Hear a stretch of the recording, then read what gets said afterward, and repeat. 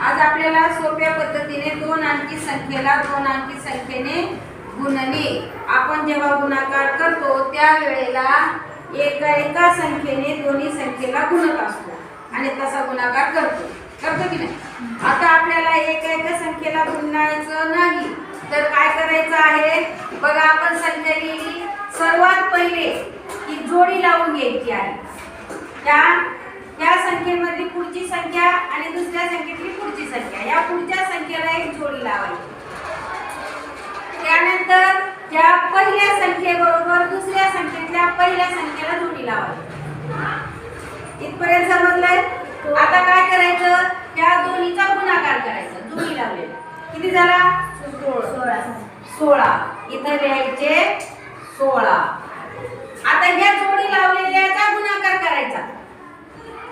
3 त्रिक 9 आणि त्याच्यामध्ये 3 मिळवायचे. इथं अधिक चिन्ह म्हणजे हे 3 त्याच्यात मिळवायचे म्हणजे किती झाले? 12.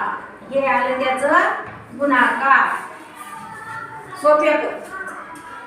दुसरा गणित आहे बघा.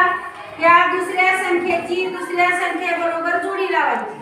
पहिल्याची पहिल्या बरोबर जोडी लावायची आणि पहिल्याचा गुणाकार केल्यावर त्याच्यामध्ये हे पहिली संख्या 5 मिळवायची. आता याच्यासाठी 6 चौक किती झाले? 24 इथे लिहून घ्यायची. 5 25 मध्ये 5 मिळवायचे. किती झाले? 30. इथं 30 लिहून काढायचे. त्यानंतर बघा, या दुसऱ्या पहिल्या संख्येतली दुसरी संख्या आणि ही याच्यातली दुसरी संख्या याची जोडी लावलेली आपण.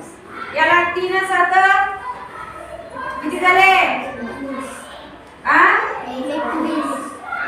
7 त्रिक 21. 3 7 21 आणि 6 6 36 मध्ये मिळवायचे 6. किती झाले? 42. असा झाला गुणाकार. तुम्हाला